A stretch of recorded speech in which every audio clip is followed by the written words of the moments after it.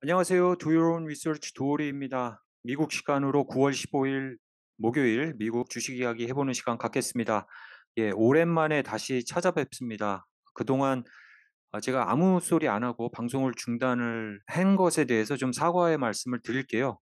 근데 제가 제 나름대로 저도 사정이 좀 있어서 일단 한 달 동안 6월 말에서 7월 중순까지 한 3주 정도죠. 제가 한국을 방문을 했어요. 가족하고 같이 오랜만에 한국을 방문을 해서 방송을 쉬었는데요. 갔다 오자마자 좀 방송을 하려고는 했는데 갔다 오자마자는 또 시차 적응도 안 되고 방송을 갑자기 또 오랫동안 중단하다 보니까 다시 시작하는 게 되게 힘들더라고요. 그리고 또 아이가 대학을 진학하게 돼서 좀 멀리 갔습니다. 그래서 거기 또 준비해 주고 쫓아가서 기숙사에 넣어 주고 다시 오고 하는 그런 바쁜 일도 있었고, 제가 또 기회가 생겨서 집값도 떨어진다고 해서 집을 여기저기 알아보러 다니느냐고 좀 바빴는데요.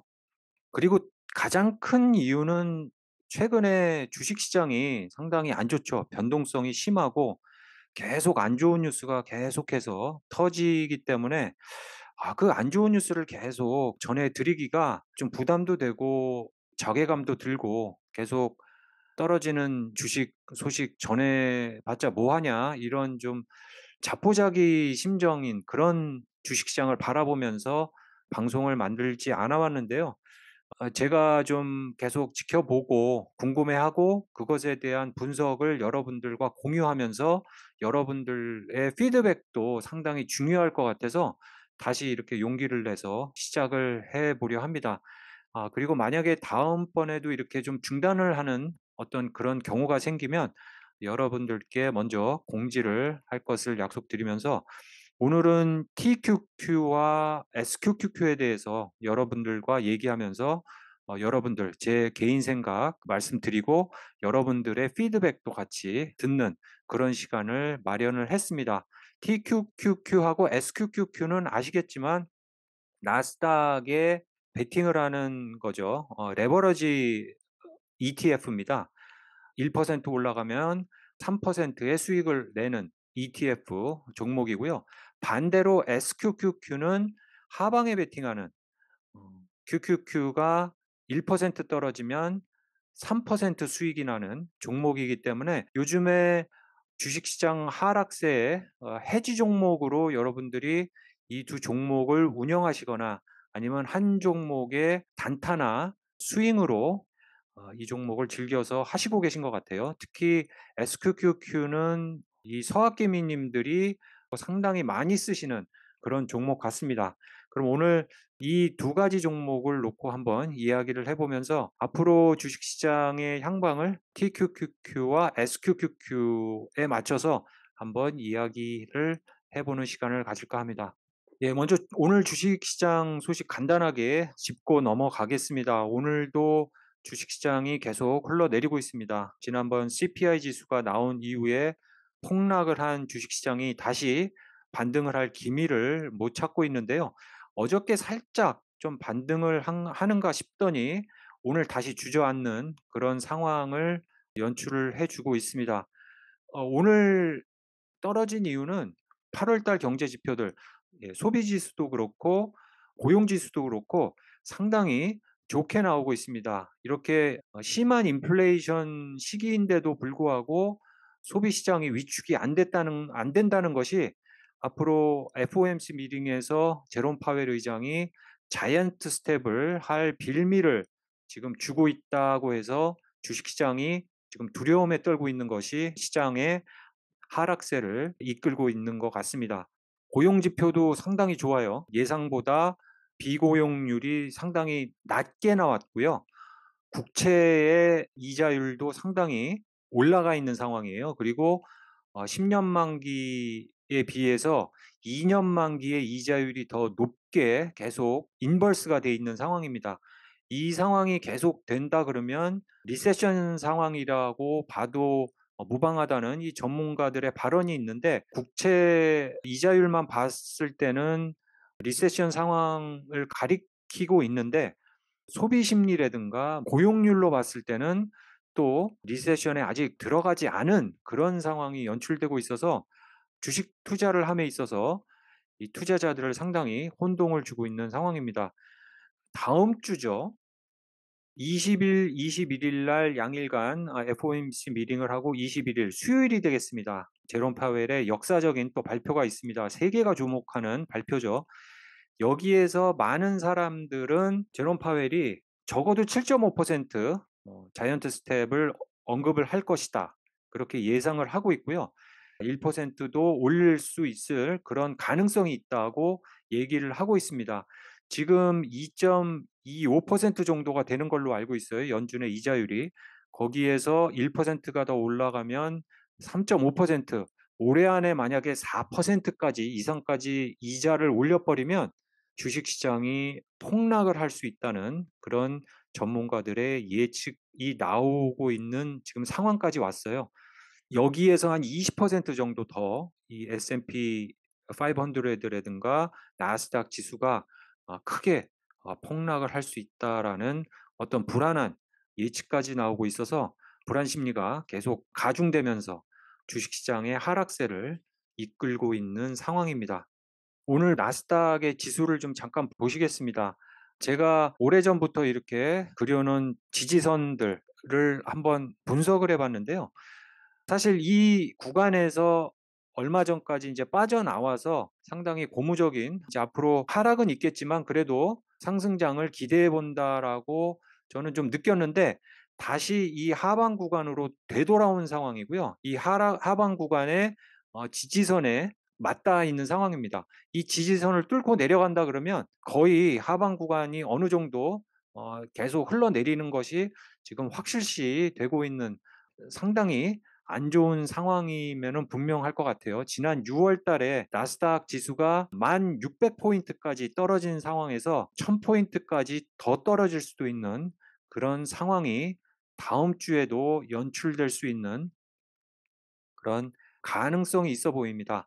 반대로 제롬 파웰 의장이 이자율을 그때 올리더라도 이번까지는 이렇게 올리지만 앞으로는 이렇게 하겠다. 만약에 앞으로는 이자율을 좀 낮춰서라도 리세션에 대비하겠다라는 그런 언급이 나온다면 이자율을 올리더라도 그날은 주가가 좀 또 크게 반등을 할 수 있어서 앞에서 말씀드렸던 레버러지에 베팅을 하면서 해지를 한다는 것이 지금은 상당히 어려운 상황이 아니냐. 하지만 지켜볼 수 있는 그런 상당히 좀 달콤한 유혹이기도 하다라고 생각을 합니다. 지금 주식시장이 더 떨어진다라는 그런 대세가 형성돼 있는 만큼 SQQQ를 먼저 보시겠습니다. SQQQ가 지난주 초까지만 해도 40불 선까지 떨어졌었어요. 예, 주식시장이 좀 반등을 하는가 싶어서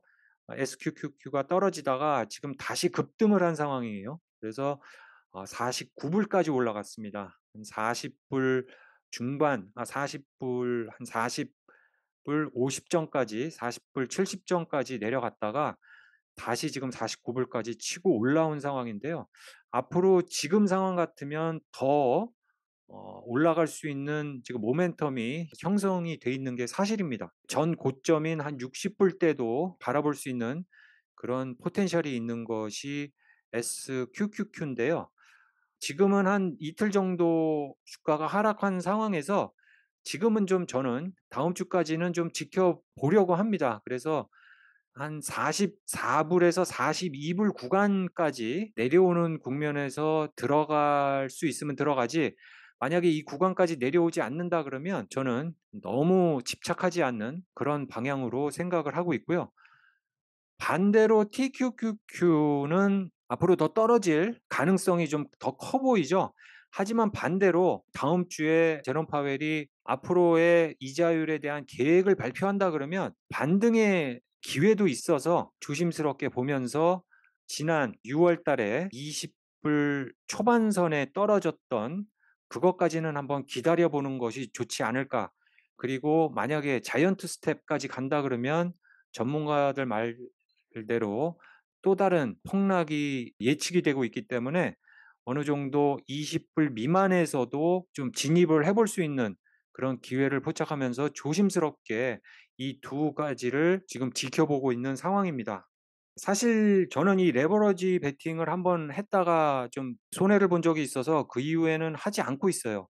제가 주식을 계속 집에 앉아서 이렇게 보고 있으면서 투자를 하는 것이 아니고, 저는 낮에는 일을 하고 저녁이라든가 주말에 이렇게 보고, 개별 종목은 조금씩 조금씩 어느 정도 가격에 맞춰 놓고 걸어 놓고 그냥 보지 않고 있기 때문에, 이렇게 레버러지를 들어가게 되면 상당히 불안하고요. 스트레스 받고 계속 변동 추이를 지켜봐야 되는, 또 시간도 또 아깝고요. 그렇기 때문에 하지 않으려고 하는데, 다시 한번 말씀드리지만 저는 SQQQ라든가 TQQQ에 너무 이렇게 빠져서 사고 팔고 이렇게 하는 것은 반대하는 입장이고요.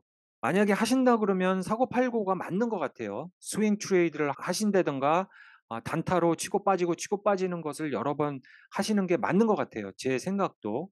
왜냐하면 이게 곱하기 3 이에요. 그래서 1% 내려가거나 올라갈 때마다 3 배를 손실과 수익이 나는 종목이라서 도저히 그래프에 눈을 뗄 수가 없는 종목입니다. 상당히 타임 컨수밍과 스트레스를 동반하는 투자이기 때문에 저는 찬성을 하는 입장이 아닙니다마는, 그래도 해지한다는 입장에서 일단 손절할 때는 미련 없이 손절하고 나가고, 계속 물타기를 하시면서 계속 들고 가신다거나 뭐 롱텀을 보시면서 앞으로 나스닥은 올라가기 때문에 저점이 오면은 크게 반등할 거야라는 그런 기대를 가지고 계속 물타기를 하시면서 롱텀으로 들고 가시려는 그런 마음으로 하기는 무리인 종목이다라고 말씀을 드리고 싶고요.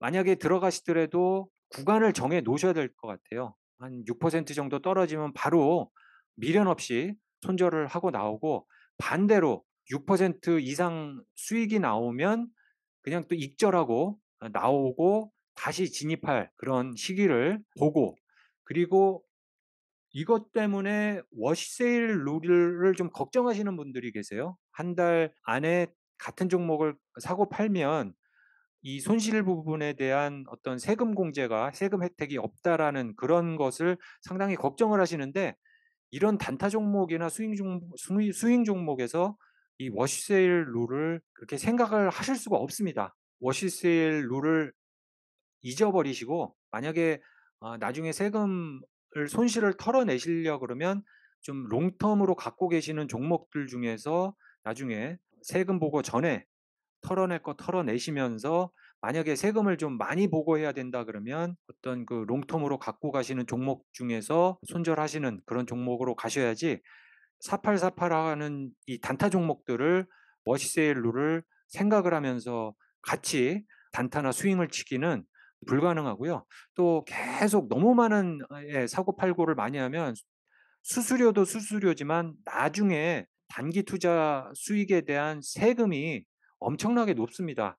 거의 한 45%가 되는 걸로 알고 있어요. 그렇기 때문에 본인의 시간 투자나 그 스트레스에 비해서 세금으로 뛰어나가는 게 너무 많다라는 그런 위험 요소가 같이 도사리고 있기 때문에 항상 심사숙고하셔라라는 그런 말씀을 드리면서, 여러분들 스윙 단타 들어가신 분들 고견 기다리면서 오늘 방송 마치겠습니다. 감사합니다.